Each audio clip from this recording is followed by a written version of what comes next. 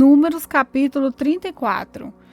O Senhor Deus mandou que Moisés desse aos israelitas as seguintes ordens: quando entrarem em Canaã, a terra que eu estou dando a vocês, as fronteiras serão essas. A fronteira do sul irá desde o deserto de Zin ao longo da fronteira de Edom. No leste, ela começará na ponta sul do Mar Morto. Depois voltará para o sul, na região da subida de Acrabim, e passará por Jim, até chegar a Gades Barneia. Em seguida, passará por Azardá, até chegar a Asmon, e de Asmon até o ribeirão que faz fronteira com o Egito, e terminará no Mar Mediterrâneo. A fronteira do oeste será o Mar Mediterrâneo. A fronteira norte irá desde o Mar Mediterrâneo até o Monte Or, e dali até a subida de Amate, e depois até Zedade. De Zedade, essa fronteira do norte seguirá até Zifron e acabará em Azar-Enã. A fronteira do leste irá desde Azar-Enã até Zefã, e de Zefã até Riblá, que fica a leste de Aim.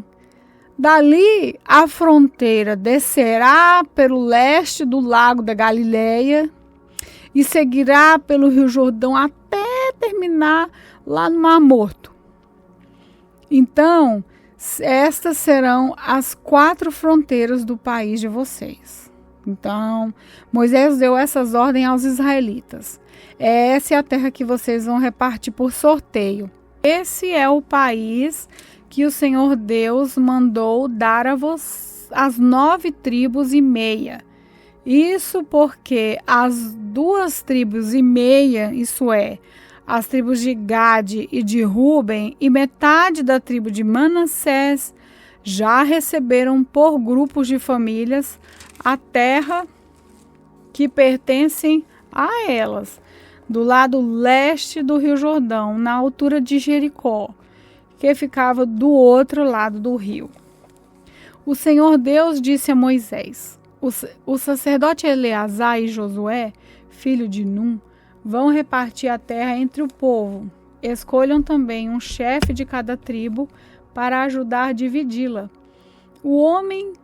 Os homens que devem ser chamados são os seguintes: da tribo de Judá, Caleb, filho de Jefoné; da tribo de Simeão, Samuel, filho de Amiúde; tribo de Benjamim, Elidade, filho de Guizon; tribo de Dan vai ser Buque, filho de Jogli; da tribo de José, isso é, Manassés, Amiel, filho de Éfode; tribo de Efraim, Quemuel, filho de Zifrã; tribo de Zebulon, Elisafã, filho de Parnaque; tribo de Isacar, Pautiel, filho de Azã; tribo de Aser, Aiude, filho de Semoli; e da tribo de Naphtali, Pedael, filho de Amiúde.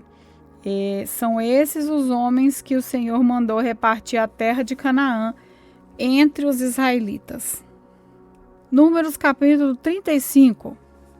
Nas planícies de Moabe, perto do Rio Jordão, na altura de Jericó, que ficava no outro lado do rio, o Senhor disse a Moisés o seguinte: mande que os israelitas das terras que vão receber deem aos levitas algumas cidades onde estes possam morar, e também terras de pastagem ao redor delas. Essas cidades serão dos levitas, e eles morarão nelas.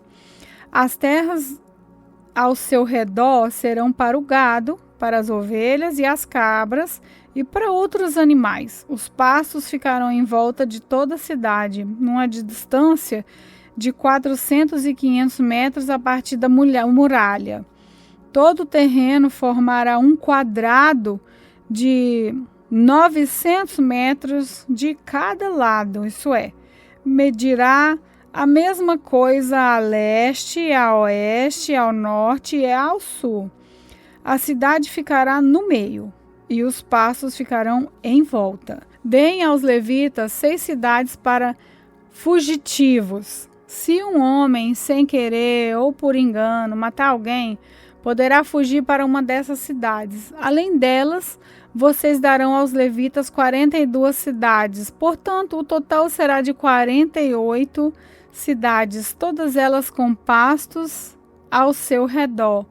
O número de cidades de levitas em cada tribo será determinado pelo tamanho do seu território, isso é, dos territórios maiores será escolhido um número maior de cidades e dos territórios menores, menor número de cidade. O Senhor Deus mandou que Moisés dissesse ao povo de Israel o seguinte: quando vocês atravessarem o rio Jordão para entrar em Canaã, deverão escolher algumas cidades para fugitivos, onde poderá ficar morando qualquer homem que, sem querer ou por engano, tenha matado alguém. Ali, ele ficará a salvo do parente da vítima que estiver procurando vingança e não morrerá sem ter sido julgado em público. Escolham 6 cidades para refúgios, 3 a leste do Rio Jordão e 3 na terra de Canaã. Essas cidades serão de refúgio, tanto para os israelitas como para os estrangeiros que moram com vocês. Seja só por algum tempo, seja para sempre. Quem tiver matado alguém sem querer ou por engano, poderá ficar refugiado ali. Se o homem ferir uma pessoa com um objeto de ferro, ou com uma pedra, ou com um pau, e causar a morte dessa pessoa, ele é culpado pelo crime e será condenado à morte. Quando o parente mais chegado do morto encontrar o assassino, deverá matá-lo. Se o homem empurrar o outro com ódio ou jogar alguma coisa contra ele com má intenção e ele morrer, ou se um homem esmurrar um inimigo e esse morrer, o culpado será morto, pois é um assassino. Quando o parente mais chegado do falecido encontrar o assassino, deverá matá-lo. Mas pode acontecer que alguém sem querer empurre o companheiro, ou não era seu inimigo, ou atire sem má intenção alguma coisa contra ele. Pode acontecer também que alguém sem ver atire uma pedra e venha a cair em cima de alguém e cause sua morte. Porém, os dois não eram inimigos e quem matou não fez isso de propósito. Nesses casos, o povo julgará a favor do que matou sem querer e não a favor do homem que era responsável por vingar a morte do seu parente. O povo deverá prometer o homem que matou sem querer, não deixando que ele seja morto pelo parente do homem que morreu. O povo o fará voltar à cidade de refúgio para onde havia fugido. E ali o assassino ficará até a morte do grande sacerdote que foi ungido com azeite sagrado. Mas, se em qualquer tempo o homem que matou alguém sair da cidade de refúgio para onde havia fugido, e o responsável por vingar a morte do seu parente o encontrar, ele poderá matá-lo e não será culpado por essa morte. O homem que matou alguém deverá ficar na sua cidade de refúgio até a morte do grande sacerdote, mas depois poderá voltar para a sua casa. Essas ordens serão uma lei para vocês e os seus descendentes em todos os lugares onde vocês morarem. Quem matar uma pessoa será condenado à morte, conforme o que 2 ou mais testemunhas disserem. Uma testemunha só não basta para condenar alguém à morte. A vida de um criminoso condenado à morte não pode ser comprada com dinheiro. Ele será morto. Também não aceitem dinheiro para libertar aquele que tiver fugido para uma cidade de refúgio e que quiser voltar para sua terra antes de morrer o grande sacerdote. Portanto, não profanem com crime de sangue a terra onde vocês vivem, pois os assassinos profanam o país, e a única maneira de se fazer a cerimônia de purificação da terra onde alguém foi morto é pela morte do assassino. Não tornem impura a terra onde vocês vão morar, pois eu também estou no meio dela. Eu, o Senhor, vivo no meio dos israelitas. Números capítulo 36. Os chefes das famílias dos grupos de família de Gileade, descendentes diretos de Maqui, Manassés e José, foram falar com Moisés e com os outros chefes de famílias israelitas. Eles disseram a Moisés: o Senhor Deus ordenou que o Senhor distribuísse a terra ao povo por sorteio. Ele também ordenou que o Senhor desse a propriedade do nosso parente Zelofeades às suas filhas. Porém, se elas casarem com homens de outra tribo israelita, a terra que foi dada a elas deixará de pertencer à nossa tribo e passará a ser da tribo daqueles com quem elas casarem.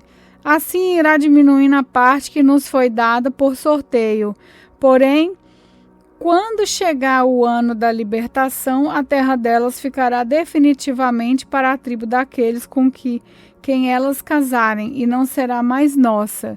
Então Moisés, conforme as ordens do Senhor, respondeu aos israelitas o seguinte: os homens da tribo de José têm razão. A ordem do Senhor para as filhas de Zelofeade é essa: elas podem casar com quem quiserem, contanto que seja com um homem de uma das famílias da tribo do seu pai.